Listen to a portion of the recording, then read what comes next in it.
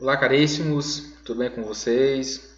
Caríssimos alunos do nono A, caríssimos alunos do nono B, estamos novamente aqui com o professor Eder Ramos, professor de redação, e hoje com uma novidade, doutores. Nas aulas passadas nós trabalhamos o livro, o capítulo 2 do livro 1, Farias Brito, só que nessas aulas seguintes eu gostaria que nós abordássemos sobre um gênero textual que não está no livro, mas com certeza vocês vão precisar muito na vida toda, como tanto no Enem, como em qualquer vestibular que há no país, e também diversos concursos públicos que envolvem o texto dissertativo argumentativo. Como Santa Rita tem como primordial já preparar os alunos do nono ano para o ensino médio, já é uma antecipação, doutores, nós vamos trabalhar aqui então sobre o texto dissertativo argumentativo, que é a produção, a pérola do Enem. Eu já iniciei com vocês, nós iniciamos abordando sobre tipo de introdução, sobre desenvolvimento e até conclusão. Só que eram aulas presenciais, doutores. Então aqui para a gente fazer uma retomada, eu vou iniciar uma parte teórica, vou trabalhar algo sobre tese. Eu acho que eu não trabalhei tese com vocês ainda, eu trabalho sobre aula de teses. Na próxima aula nós vamos trabalhar sobre tipos de introdução, depois desenvolvimento e conclusão, e depois iremos fazer análise de temas dissertativos argumentativos que podem cair no Enem ou que em qualquer concurso público. Ok, doutores? Então vamos nesse caminho, ok? Então vamos lá. Primeiramente conceitual, doutores. Quais são os aspectos teóricos do texto dissertativo argumentativo? Entendam o seguinte, doutores. Primeiramente, quando falou o seguinte, olha, eu vou fazer uma dissertação. No Enem você não faz uma dissertação. Por quê? Um texto dissertativo, ele tem a ideia simplesmente informativa. No texto dissertativo argumentativo você sim vai falar sobre um tema, vai discutir um tema. Só que você vai mostrar o conhecimento que você tem sobre aquele tema. Você pode expor dados estatísticos, pesquisas, uma informação, uma visão do autor, ou uma visão de algum autor sobre aquele tema, de um pedagogo, de um especialista na área. Você vai mostrar grande conhecimento. Só que no texto dissertativo não vai ter o seu ponto de vista. Professor, mas como assim? Se eu escuto sempre abordando que no texto dissertativo tem meu ponto de vista. Doutores, é que assim, no texto dissertativo tem o quê? Tem uma exposição informativa. No texto argumentativo é que vai ter seu ponto de vista. Vai haver um levantamento de uma tese. Vai haver a exposição de uma argumentação, claro, com um raciocínio lógico. Doutores, o tema do Enem não é nem uma dissertação, nem uma argumentação, mas sim o combo, ou seja, a união das duas. O texto dissertativo do Enem é um texto dissertativo argumentativo. Eu falo isso por quê? Porque lá no primeiro ponto, deixa eu pegar aqui o marca-texto, isso, legal. Aqui nesse primeiro ponto nós temos uma dissertação, que alguns autores chamam inclusive de dissertação expositiva. Ou seja, pura e simplesmente serão expostas informações sobre o tema. No segundo exemplo, nós temos aqui a argumentação. Aqui sim, vários textos você pode utilizar ideias com juízo de valor. Ou seja, o que é um texto dissertativo? O que é um texto argumentativo? É você discutir, apresentando e contrapondo razões, que é através do raciocínio lógico, ou seja, não é de algo por simplesmente minha opinião é essa e é isso mesmo, não, tem que ter um raciocínio lógico para que a argumentação seja plena. A sua argumentação ela deve ter uma ideia de início, começo e fim, não há uma argumentação solta, não há uma argumentação em que ela não se finalize com um raciocínio lógico, com um silogismo, e claro, expõe justificativos à visão do autor. Esse é o juízo de valor. O texto dissertativo do Enem, dissertativo argumentativo, irá haver a união então de uma dissertação com uma ideia argumentativa. Então teremos tanto a ideia de dissertação, que é a ideia de informação, você vai falar sobre um tema informando sobre aquele tema, e terá a ideia de argumentação, ou seja, você vai informar e argumentar ao mesmo tempo. Essa dualidade é que formará o texto dissertativo argumentativo do Enem.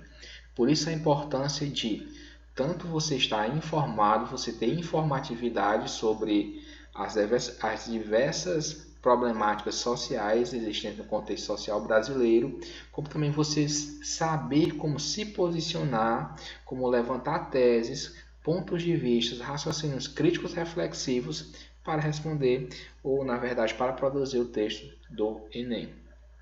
Ok? A parte teórica.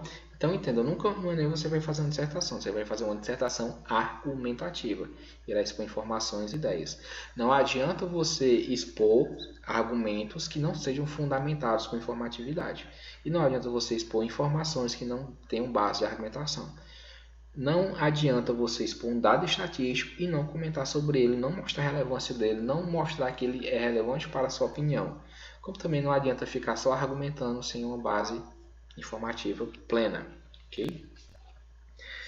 O primeiro passo, então, doutores, para quando você vai produzir um texto, é interpretar bem o tema, já para que não haja fuga do tema. E se você não fizer uma boa interpretação do tema, você pode tangenciar do tema, você não vai ter uma argumentação plausível em relação ao tema. Ok? Então, primeiro passo, leia os textos motivadores com calma, tente buscar realmente qual é a ideia que os textos querem repassar, porque às vezes só pela frase núcleo pode induzir ao erro. Como, por exemplo, no tema sobre a publicidade infantil em questão no Brasil, quem não leu os textos motivadores acreditavam que a publicidade infantil era voltada àquelas crianças que faziam publicidade nos meios televisivos, rádios e internet.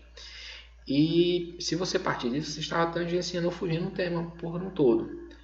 O tema, na verdade, a publicidade em questão no Brasil era voltado para as crianças como receptoras, ou seja, as crianças que estão recebendo, estão sendo influenciadas pela publicidade. Isso está em questão no Brasil. Por isso é importante você entender o tema, fazendo uma análise profunda sobre os textos motivadores. É claro que você não vai copiar e colar o que está lá. Você não vai pegar as informações que estão no texto motivador. Serão para aqui para análise, para que você reflita sobre aquele tema e desenvolva o texto em cima de ideias crítico-reflexivas. Doutores, vocês têm que entender outro ponto. Todo tema do Enem é uma problemática. Por que é uma problemática? Porque já uma competência, na verdade, tanto uma competência como uma necessidade da prova de redação do Enem, você dá uma proposta de solução para um problema. Se você vai dar uma proposta de solução, você tem que, na introdução, já levantar o problema. E tem a questão aqui, muitos temas, alguns vêm já problematizados e outros não vêm problematizados. Você tem que problematizar os que não são. Como assim, professor? Você tem que entender o que é um problema. É algo de ruim que ocorre em relação àquele tema. Vamos ver aqui o seguinte, doutores. A primeira coisa que vamos fazer a análise da frase núcleo para entendermos muito bem sobre o tema. Vejamos, olha só. Nós temos aqui o tema, o abuso de álcool entre os jovens brasileiros. A primeira coisa que eu tenho que analisar é, esse tema ele já está problematizado ou eu tenho que problematizá-lo ainda? Imaginem só, doutores. Procurem no tema aquelas partes que nós já falamos em sala de aula, doutores. Primeira coisa, divide o tema em assunto, recorte temático, que chamamos também de objeto de estudo, e delimitador. Olha só, doutores, o abuso de álcool entre os jovens brasileiros. Doutores, aqui o tema quer que você fale sobre a questão de álcool, né? Qual é o tema da redação? Era para falar sobre álcool, né? Quem é desinformado, que não tem costume, fala sobre isso, né? Lê a frase núcleo no Enem, a frase tema, e a frase que eu acho mais importante aqui foi a questão de álcool. A redação do Enem era para falar sobre álcool, sobre o uso de álcool, Então, esse é o assunto. Mas o recorte temático é o objeto de estudo. Você não é pura simplesmente para falar sobre álcool, né? Vou colocar aqui que é o assunto, né? O tema quer que você fale o quê? Sobre o abuso de álcool. Ok, doutores? Não é para falar sobre o álcool de qualquer forma. É sobre o abuso de álcool. Ele delimitou uma classe social, ele delimitou um povo, ele delimitou um tempo, ele delimitou um grupo social. Doutores, sim. Houve a delimitação do grupo social jovens. Por isso aqui nós temos os delimitadores. Então, nós temos assunto, nós temos recorte temático e nós temos os delimitadores, que na verdade é abordar sobre o quê? Sobre o abuso de álcool entre os jovens. Ok, doutores? A partir disso eu faço a pergunta, eu já tenho um problema explícito aqui? Eu já tenho algo de ruim relacionado ao tema claro, exposto no tema, eu tenho que problematizá-lo. Doutores, vejam só, abuso de álcool. Já está claro ou não já está claro o que tem de ruim em relação ao álcool? O abuso de álcool entre os jovens. Isso, então, esse tema já está problematizado. Eu já tenho um problema exposto. Então, eu vou abordar sobre esse problema no Brasil, que é o abuso de álcool entre os jovens. Ok? O segundo ponto, doutores, muito importante para você quando for fazer a análise do tema, é já tentar enquadrar ele num eixo temático. Como assim um eixo temático, professores? Todos os temas do Enem eles abordam sobre uma ideia de cidadania, que é a ideia de comportamento social, sobre uma questão de educação, sobre uma questão de saúde, sobre uma questão de eixo de meio ambiente, sobre uma questão de meio ambiente. Vejamos, doutores, esse tema aqui, qual é o eixo temático que ele pertence? O abuso de álcool entre os jovens brasileiros. Podemos dizer, doutor, envolve um eixo sobre saúde? Sim, abuso de álcool envolve na saúde dos jovens. Sobre a questão de educação, podemos dizer que sim, doutores, a questão de muitos jovens que abusam de álcool pode ser voltada à questão de não terem uma educação plena em relação a este fator. Sim. E existe um macro eixo que chama de comportamento social. Vejamos, a questão do abuso de álcool tem a ver ou não com o comportamento social? Sim. A aula não questiona, professor, por que é importante eu já delimitar, trazer a ideia desse eixo temático? Doutores, por quê? Alguns repertórios socioculturais, que são áreas do conhecimento que você vai introduzir em sua redação, eles, por exemplo, alguns repertórios da área da educação, da saúde ou de algum comportamento social, eles servem praticamente para todo o tema. Então, você sabendo encaixar, sabendo que do repertório de saúde, por exemplo, da saúde eu posso utilizar o artigo 6º da Constituição, que trata sobre os direitos sociais, que trata a questão que o Estado tem um dever de prestar saúde plena a todos os cidadãos brasileiros. Todo o tema do Enem que envolve saúde, você pode trazer esse artigo. Como, por exemplo, todo tema que for educação, achei o tema, é relacionado à educação. Eu posso trazer a questão da LDB, que diz que é dever do Estado, uma educação plena para todos os brasileiros. Eu posso trazer também o artigo 6º sobre direitos sociais. Ok, doutores? Então, alguns temas do Enem e algumas ideias filosóficas sobre comportamento social englobam para qualquer tema do Enem que você encaixe no tema. Por isso é importante ter conhecimento sobre essa problematização. Ok? Vejamos o exemplo 2. Os desafios da juventude contemporânea. Vejamos só, doutores, os desafios. O desafio não é propriamente algo ruim, né? Eu posso ter um desafio em minha vida que, na verdade, desafio pode ser algo bom. Eu tenho diversos desafios em minha vida, que é comprar um carro novo, que é ter uma casa melhor, que é passar no vestibular. Então, o desafio, na verdade, não está de forma clara algo ruim. Então, o primeiro passo eu tenho que problematizar. Vou problematizar o quê? Vou entender, então, o que é o tema. Né? Os desafios da juventude no Brasil. Doutor, da juventude contemporânea, desculpem. Vamos lá. Então, qual é o assunto? O aluno desinformado recebe a prova do Enem e lê juventude. Qual é o tema do Enem? O tema era falar sobre a juventude brasileira. A juventude é o assunto. Você vai falar sobre a juventude, né? Mas só é isso? Falar sobre juventude de qualquer forma? Não. Primeiramente, qual é o objeto de estudo? Ou seja, qual é o recorte temático? O que eu tenho que abordar sobre a juventude? Quais os seus desafios? Certo? Quais os seus desafios relacionados à juventude? Vou delimitar isso em algo? Tem alguma delimitação de tempo, de classe social, de grupo etário? Juventude contemporânea. Vejamos, doutor, há uma delimitação de tempo, ou seja, vou falar sobre os desafios da juventude contemporânea, ou seja, da juventude atual. Vejamos, professor, mas eu posso fazer uma analogia à juventude dos meus pais, como trabalhava, como era dos meus avós, que era de uma forma que eles poderiam ir na rua tranquilamente, chegar tranquilo em casa, sem medo de violência. Você pode fazer uma analogia, fazer uma reflexão, uma comparação entre essas épocas, mas o importante é se focar nos desafios da sociedade contemporânea atual, no caso, vocês, né? Eu já passei dessa parte da juventude, acredito que sim, né? Então, vou problematizar. A partir do momento que eu vou problematizar, doutores, quais são esses desafios? Qual a problemática relacionada à juventude contemporânea? O que tem de problema? Quais os desafios que a sociedade... Quando eu falo desafios, doutores, é algo que você tem que enfrentar. O que a sociedade, a juventude contemporânea tem que enfrentar para resolver um problema? Está passando por um problema, tem uma problemática. Doutores, eu poderia abordar, por exemplo, o ingresso ao primeiro emprego, que é muito difícil o jovem conseguir seu primeiro emprego no Brasil, já que no Brasil você nem pode ser velho para arrumar um emprego, você não pode ser idoso, mas você tem que ter experiência. Como é que a pessoa vai ter experiência se nunca teve o primeiro emprego? Então, isso poderia ser um dos desafios a ser abordado. A questão, por exemplo, sobre as novas formas de se relacionar também poderia ser um dos desafios à juventude contemporânea, já que você poderia abordar até a ideia de que está havendo um aumento de DSTs entre os jovens. Então, esses são os desafios da juventude contemporânea que poderiam ser problematizados para a partir do tema, ok? Então, a partir da problematização, você vai ter que ter um ponto de vista, uma ideia sobre aquele tema. Agora tem que ser uma ideia fundamentada. Não é simplesmente, eu penso dessa forma. Mas se você pensa dessa forma, por que você pensa dessa forma? A partir de qual visão você tem essa forma? Doutores, isso é o momento de nós levantarmos a tese.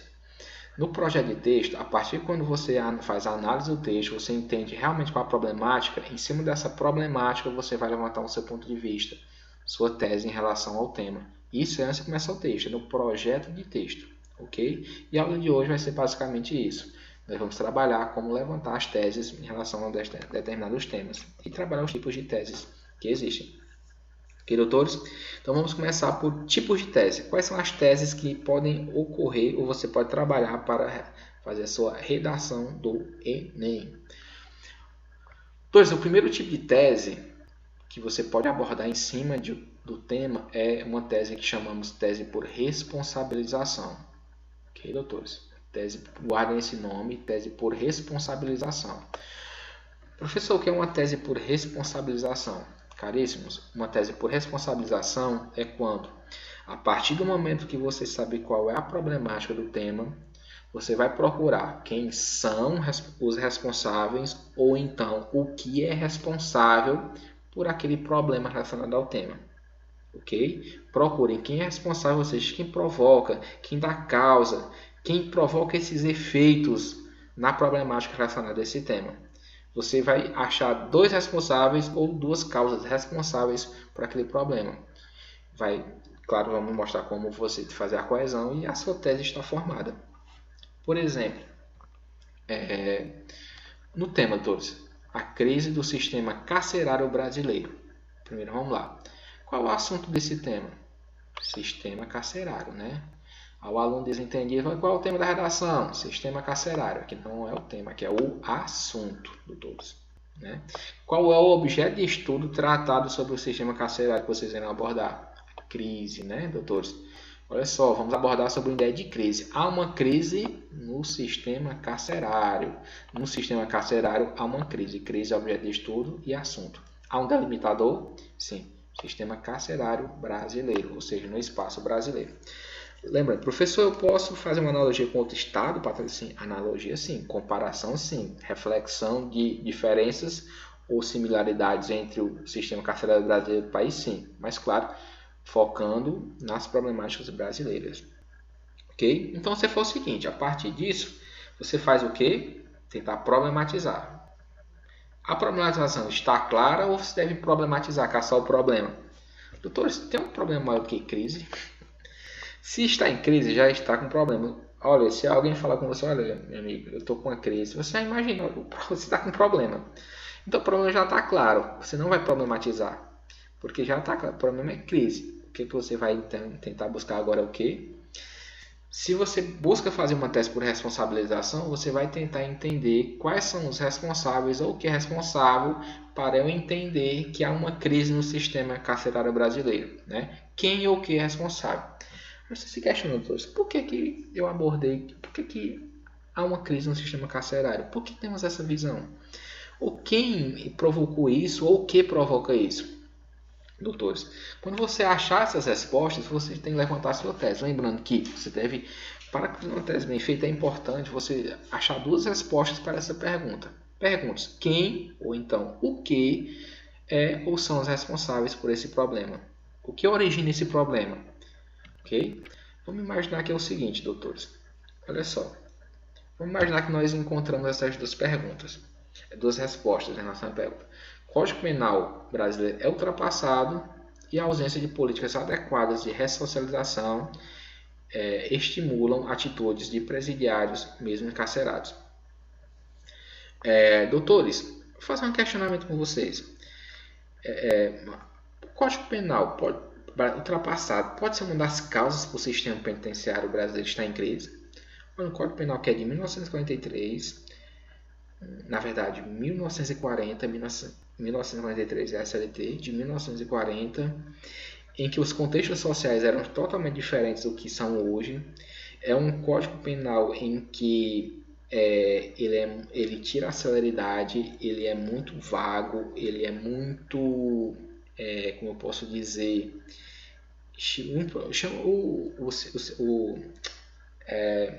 o estudante leigo ele chama de brechas, há muitas brechas. No direito nós chamamos de devido processo legal, que deve tramitar devido ao processo legal. Mas na linguagem leiga é cheio de brechas. Essas brechas fazem com que, por exemplo, a pessoa seja condenada em terceira instância. Isso faz com que muitos sistemas jurídicos fiquem ultrapassados, fiquem estagnados. A questão das audiências não serem céleres, a questão da ideia punitiva de prisão ser muito utilizada no Brasil ainda. Ou seja, desde o nosso sistema de punição, a ideia da prisão, ela é ideia medieval. Todos.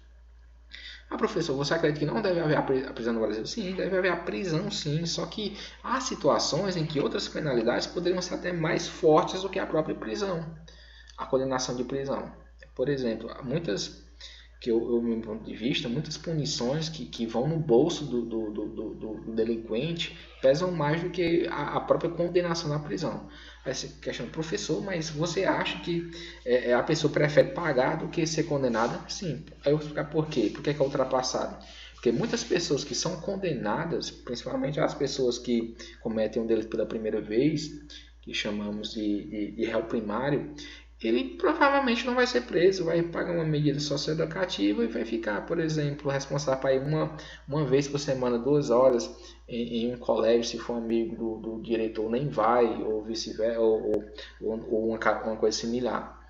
Então, era mais interessante se fosse um delito, por exemplo, que não houvesse violência, que ela pagasse uma multa alta em relação àquilo, que eu creio que ela se sentiria até mais como eu posso abordar, se sentiria mais presa a não cometer aquele ato novamente do que condenado e não, ali não vai acontecer nada. Pode ser, vai ser condenado, mas vai haver uma reversão nas medidas socioeducativas que são muito frágeis também. Okay? Então, e outra questão é a ausência de políticas adequadas de ressocialização. Doutores, podemos responsabilizar o fato de não haver políticas de ressocialização como um dos fatores provocadores da crise do sistema penitenciário? Com certeza, doutores. No Brasil, 90% das pessoas que cometem crime, eles são reincidentes. Ou seja, comete o crime, é preso por um período, sai para a sociedade, não sai sem nenhuma modificação cultural, sem nenhuma modificação educacional, sem nenhuma modificação de valores, comete o crime novamente, retorna à prisão. Faz do crime, na verdade, uma profissão, porque essa profissão ele tem que se manter. Então, volta a cometer o crime. Então, esses dois fatores eu posso abordar como dois responsáveis para a crise do sistema penitenciário brasileiro. Olha só, então temos meus dois argumentos. Para formar a tese, basta simplesmente fazer uma coesão e juntar os dois. Ok? Então, como é que ficaria uma tese sobre esse tema, já que eu tenho os dois argumentos? Olha só. Uma dica para vocês, na hora de fazer coesão no texto, doutores. Já que nós vamos lançar dois argumentos, lance um conectivo antes do primeiro argumento e um antes do segundo argumento. E há conetivos que a conectivos chama-se de pares, que eles sempre andam juntos. não só, como também, seja, tanto quanto, quer. Olha só, vê como é que ficamos. Conectivo, ó. Tanto. Aí vamos lá, lançar o argumento 1. Tanto em virtude do Código Penal ultrapassado, veja, olha, argumento 1. Ó, tanto em virtude do Código Penal ultrapassado, vejamos, a primeira responsabilização porque acontece a crise do sistema penitenciário brasileiro. Agora eu vou lançar o segundo. Quanto ao conectivo para a coesão, quanto, ó, argumento 2. Outro responsável para a crise no sistema penitenciário brasileiro. A ausência de políticas adequadas de ressocialização são vetores, são motivos, são causas para esta problemática no sistema prisional brasileiro. Em 2 argumentos, simplesmente com os conectivos de coesão textual, nós formamos a tese. Aí nós temos a tese, doutores. Ok? Já temos nosso ponto de vista fundamentado sobre o tema. Por que acontece a crise do sistema penitenciário brasileiro? Tanto em virtude do Código Penal ultrapassado, quanto a ausência de políticas adequadas de ressocialização. Quais são vetores para esta problemática no sistema prisional brasileiro? Ok, doutores?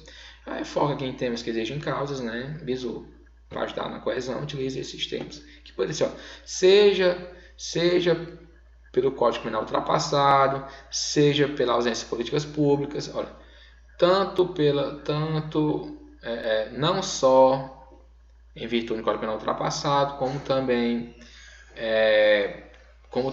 pela ausência de políticas adequadas de ressocialização, todos esses conectivos juntos darem a coesão e formar a nossa tese por responsabilização. Ok, doutores? Outro tema relacionado que eu posso fazer uma tese por responsabilização, doutores.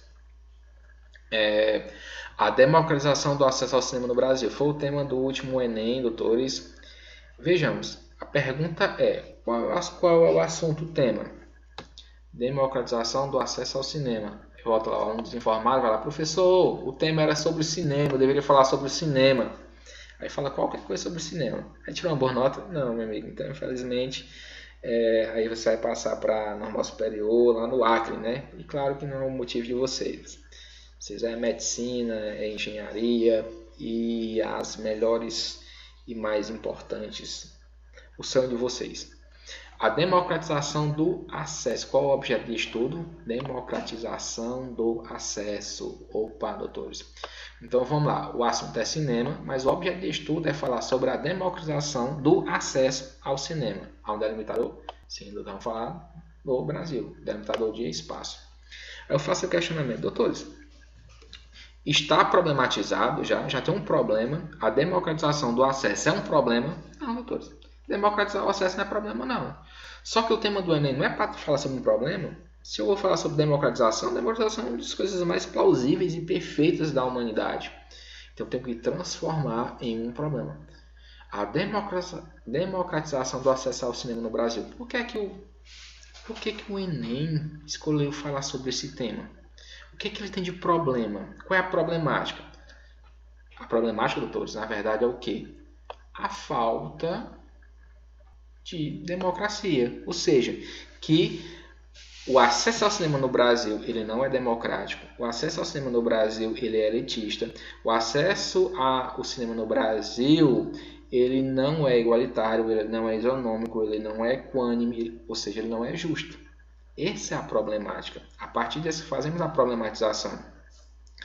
As cadeiras, aí você imagina, por que, professor? Olha, doutores, vamos agora tentar então buscar um motivo por que eu abordei que ele não é justo, que ele não é equânime, que ele é elitista, que ele é centralizado. Por que ou que faz que o acesso ao cinema no Brasil não seja democrático?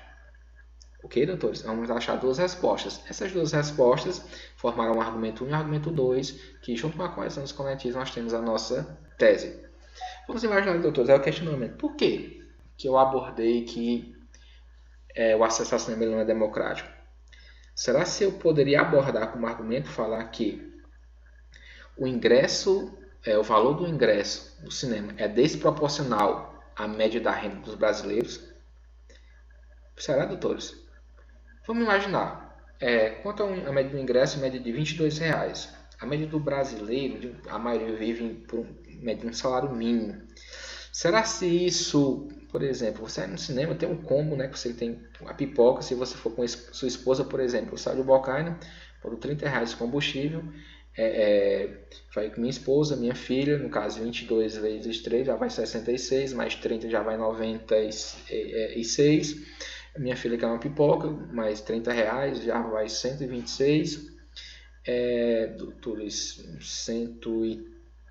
132 na verdade, desculpem a matemática, o professor e o Jardel que são especialistas nesse assunto. Então, olha só aí, que minha filha nasce ainda quer passando bobs, né? Então, praticamente R$200 já foram. Quando eu posso ir no cinema? Eu posso ir no cinema, na verdade, uma vez na vida, né? Dessa forma, como professor, né?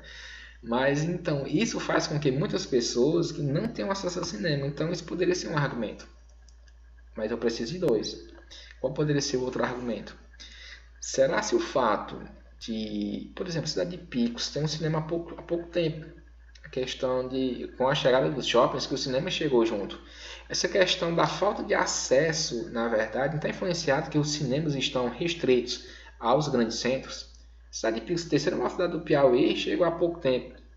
Aí você fala, não, professor, mas isso é uma questão que é comum mesmo, está chegando agora, os cinemas estão expandindo agora. Não, doutores. Antigamente, na década de 70, existiam muito mais cinemas espalhados pelo interior do Brasil. Por que as maiores bilheterias do cinema são na década de 70, com os Trapalhões, até com Pornô Chanchadas? É porque, né, antigamente as pessoas de classe pobre, de classe social menos abastada, desculpem o termo, pessoas de todo o Brasil, dos lotrões do Brasil, eles assistiam filme no cinema. E agora está restrito. Isso é um problema que influencia hoje, que faz com que o cinema não seja democrático. Ok, doutores, então eu tenho dois argumentos, certo? Então, olha só. Como é que ficaria a tese, então? Aquele esquema que eu falei para vocês. Utilize um conectivo antes do primeiro argumento. Olha só, escolhi aqui não só ingressos a preços desproporcionais à renda média dos brasileiros. Ó, tem o argumento 1, né? Ingressos desproporcionais à renda dos brasileiros. Ok, doutores. E vou falar o argumento 2. Para o argumento 2, vou utilizar o quê? Outro conectivo. Como também a concentração de salas de cinema nas grandes e médias cidades faz com que grande parte da população não desfrute deste espaço de lazer e cultura. Doutores, então aqui nós temos a tese. Nós temos o argumento 1 e argumento 2, junção com meio de conectivos para a coesão textual. Nós temos a tese formada. Ok, doutores? A partir da tese, nós iremos depois fazer na próxima aula como iniciar o texto, mas a formação da tese por responsabilização. Outra forma de você fazer uma tese é chamada tese por problematização. Qual a diferença desse tipo de tese? A tese por responsabilização, você vai procurar quem ou que é responsável. Na problematização, esse tipo de tese, você vai buscar quais os efeitos do problema, ou seja, quais são os desdobramentos, quais seus efeitos, o que ele provoca, ok? Então vamos lá, analisar o tema, os impasses da gravidez na adolescência. Opa, doutores, os impasses da gravidez na adolescência. Qual é o tema, todos? A aula fala sobre a gravidez, doutor, na adolescência. Olha só, que é o assunto, ok?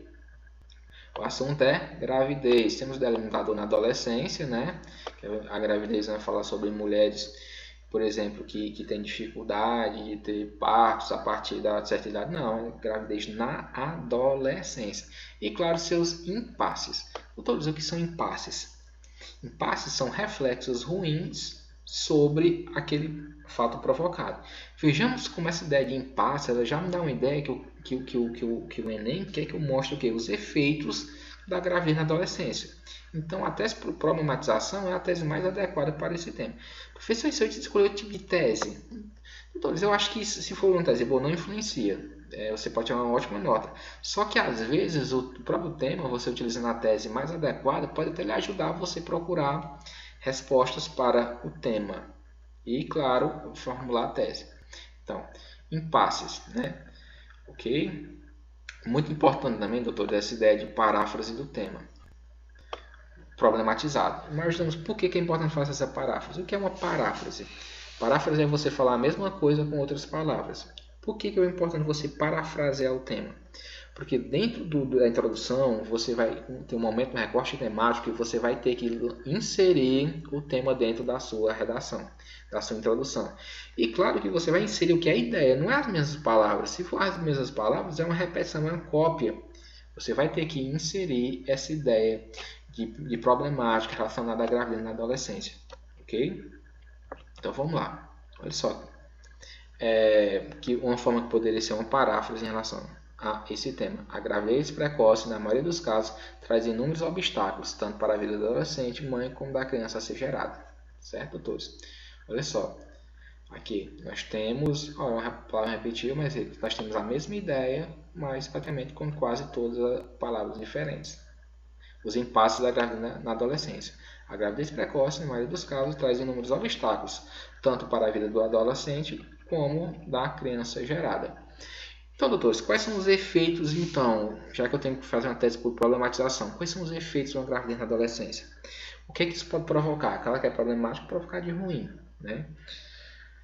Doutores, poderíamos dizer que o fato de um namoro, daquela fase em que as pessoas estão se conhecendo, o fato de haver uma gravidez, isso pode gerar o quê?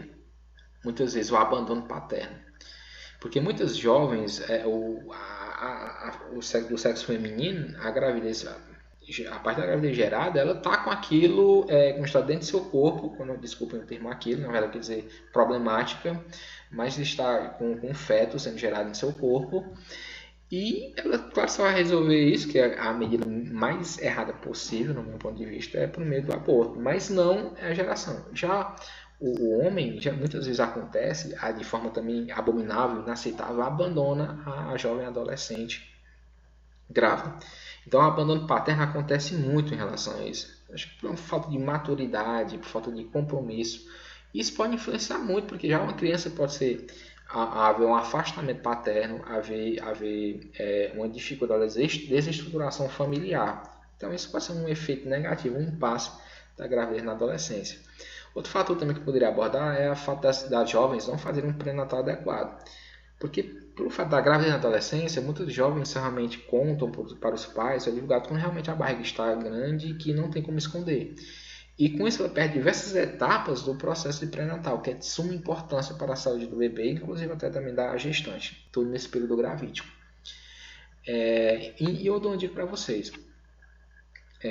Quais são os eixos temáticos que podemos abordar aqui? Tanto saúde pública como questão de educação.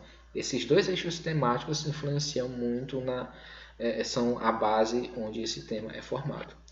Doutores, é muito importante também, quando você for buscar, não é uma regra, mas é interessante, você buscar uma problemática, uma que acontecerá de forma imediata, ou seja, em curto prazo, e outra que ocorra de forma longínqua. Aqui está longínquo, mas aqui foi de estação, nós somos todos capacitados. Longínquo. O que é longínquo? É a longo prazo. Ou seja, quais os efeitos, quais as problemáticas que ocorrerá no momento da gravidez, na adolescência, os impasses imediatos, e o que pode ocorrer a longo prazo, essa problemática vai provocar, vai desencadear esses efeitos. Então, vamos imaginar o seguinte, doutores, quais os efeitos nós podemos encontrar para fazer isso? Algo pontual, abandono paterno e evasão escolar. Será assim, não é? Doutores, é muito comum a jovem adolescente, quando fica grávida, trancar a faculdade, já estiver fazendo, ou trancar, parar de estudar.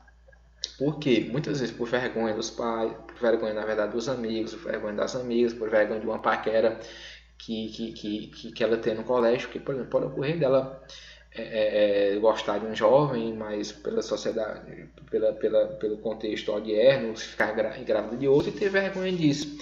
Vergonha de tudo. Então isso pode provocar evasão escolar de imediato, o abandono paterno, como eu dei para vocês. Então isso é algo pontual. E algo longínquo. Falta repetir, está longínquo aqui, mas foi só na digitação, viu? Algo a longo prazo, né? Prejuízo aos direitos e à qualidade da vida da criança devido à falta de planejamento familiar. A partir do momento que a gravidez na adolescência, eu acredito que não há gravidez na adolescência seja planejada. Tudo que não há um planejamento, há falhas. Se há falhas, há problemas estruturais que no futuro aparecerão. Essa falta de planejamento pode fazer com que a jovem pare de estudar, isso a refletir na sua vida, no seu salário no futuro, já que sabemos que no Brasil pessoas que têm curso superior, de forma geral, ganham mais do que não têm. Isso é básico, né? Então, e como eu já abordei também, prejuízo na qualidade de vida, o fato da criança, mas dá uma qualidade de vida tanto para a criança como para a mãe também, né? Então, isso são problemas que podem ocorrer. Como é que ficaria a tese então? Primeiro, a problematização de forma parafraseada. A gravidez precoce, na maioria dos casos, traz inúmeros obstáculos, tanto para a vida do adolescente, mãe, como da criança a ser gerada. Já que, comumente, acontece, olha só, olha o conectivo aqui, a tese, aqui é o recorte temático, aqui é a tese. Não só o abandono paterno, como também a evasão escolar da jovem grávida. Olha só, nós temos aqui algo pontual que ocorre de forma imediata, iminente.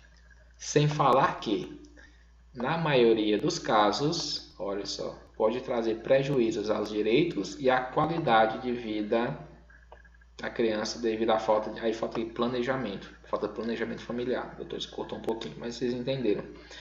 Veja, essa importância na maioria dos casos é muito importante. Por quê? Porque não acontece com todos os casos, mas acontece com a maioria. Realmente, infelizmente, são os índices de maioria da população jovem que fica em estado gravídico. Ok? Aqui apareceu agora, planejamento familiar. Opa, doutores, nós temos outro tipo de tese, que é a tese por contraste. Na tese por contraste, doutores, você vai mostrar como deveria aquilo ocorrer e como ocorre na realidade. Ou seja, o que deveria ser o mundo ideal, você faz um contraste entre o mundo ideal e o mundo real. Ou então um contraste sobre aquela problemática que ocorre no Brasil, como outra nação trata de forma similar ou diferente aquela problemática. Vejamos o tema. Os caminhos para combater a intolerância religiosa no Brasil. Qual é o assunto? Intolerância religiosa, né?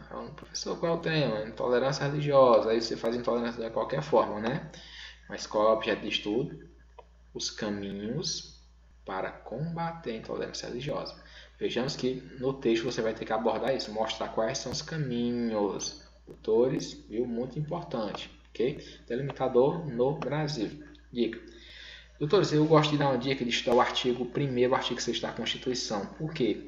São os artigos que tratam sobre a questão da dignidade da pessoa humana, no artigo 1º.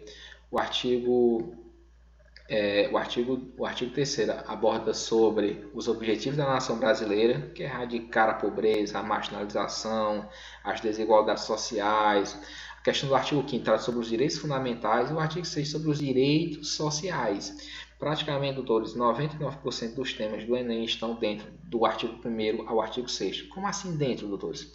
Por exemplo, o artigo 1º, o artigo 5º trata sobre a questão da liberdade de pensamento, de manifestação. Você pode trazer sobre temas relacionados à censura, sobre temas relacionados a discurso de ódio, sobre temas relacionados à invasão da privacidade nos meios midiáticos. Trata sobre a questão de igualdade, de isonomia, ou seja, qualquer tema que envolva uma minoria social, você pode fundamentar com o artigo 5º. O artigo 6 aborda sobre a questão da habitação, sobre saúde, sobre educação, sobre lazer, que aí entra a questão de esportes, sobre previdência social, sobre assistência aos mais necessitados, na verdade, os menos abastecidos. Esses artigos tratam como você pode fundamentar praticamente 99% dos temas do Enem com esses artigos, 1 ao 6º. Dê uma dica, leia um pouco que vai ajudar bastante. Olha só, eu dou até uma dica para vocês também, como repertório sociocultural, quando for fazer um tema sobre uma tese de contraste, o livro de Gilberto Gilmenstein, né, que o nome do livro é O Cidadão de Papel. É muito importante quando você for fazer um repertório sobre uma obra consagrada, no caso Cidadão de Papel, citar aqui o autor, né, por que é importante fazer uma análise de contraste? Porque esse livro, O Cidadão de Papel, ele faz uma análise do que a Constituição traz como deveria ser o que acontece na realidade. Por exemplo, o artigo 6 da Constituição trata sobre que é um direito social à habitação no Brasil. Só que quantas pessoas vivem na rua, vivem em situação de rua no Brasil, vivem em situações deploráveis no campo habitacional? Você pode fazer essa análise utilizando esse tema da Constituição e esse tema do cidadão de papel. Ou seja, o que é o cidadão de papel? Que os seus direitos realmente só tem no papel, ou seja, na lei, não acontece na realidade. Ok? É muito importante também citar, como exemplo, um sociólogo chamado Ferdinand de La Salle, que ele falou o seguinte: uma Constituição que não atende aos preceitos sociais do seu povo não passa de uma mera folha de papel. Ferdinand de La Salle, também um sociólogo que poderia ser para fundamentar essas ideias em contraste. Ok? Doutores, temos aqui então uma tese que trata sobre... para que eu baixo para apagar aqui, para vocês entenderem bem esse tema. Olha só, vejamos só. Vou pegar a ideia da Constituição, né? Vejamos só. Tese. Embora, vejam, esse embora já é uma ideia de adversidade.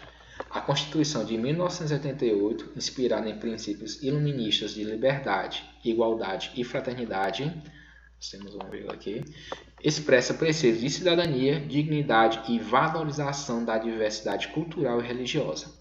Opa, doutores, olha só. Aqui mostrou como a Constituição é perfeita, como a Constituição é plena, como a Constituição ela traz todos os direitos para o cidadão.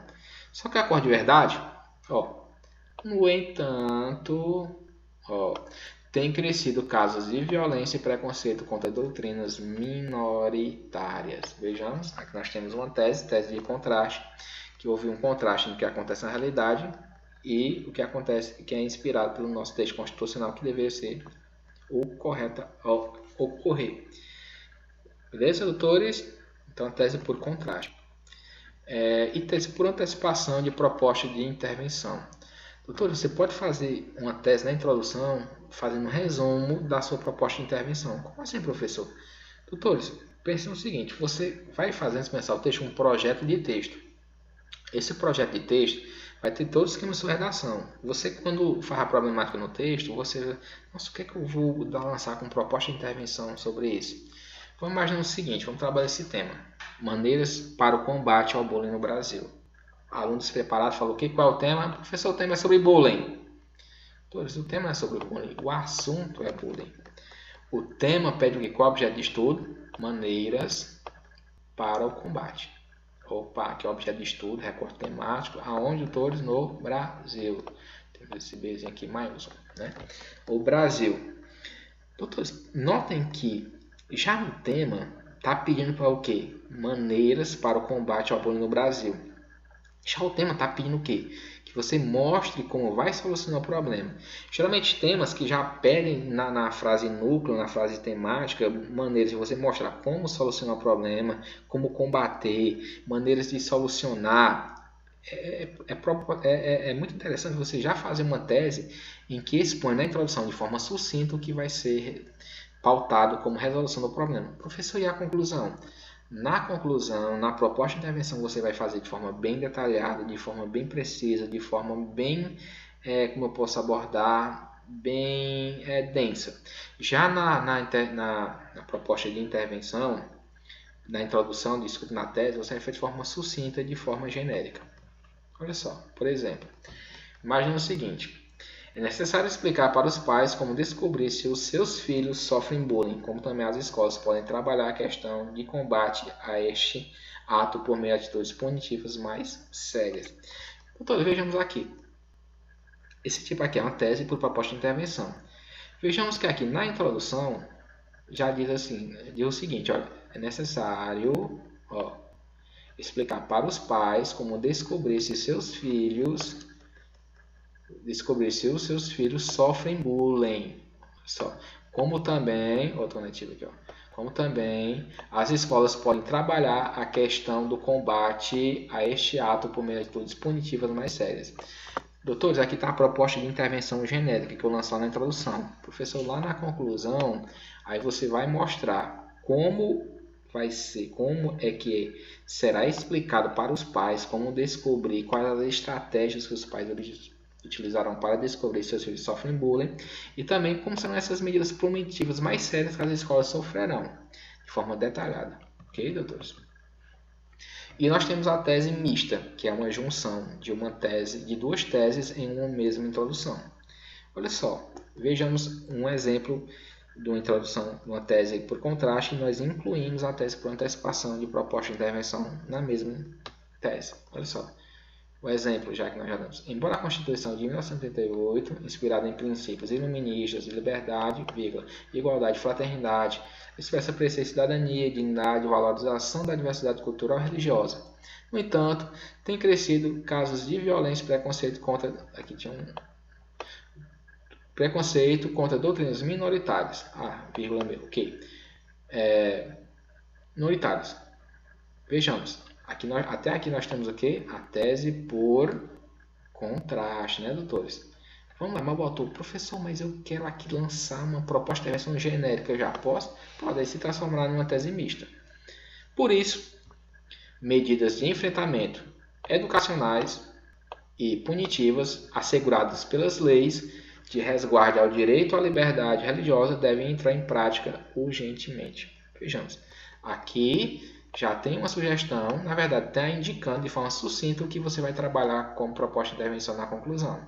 Questões educacionais, questões punitivas e, claro, a questão de punição em relação a leis que irão garantir o direito à liberdade religiosa devem entrar em prática urgentemente. Ok, doutores?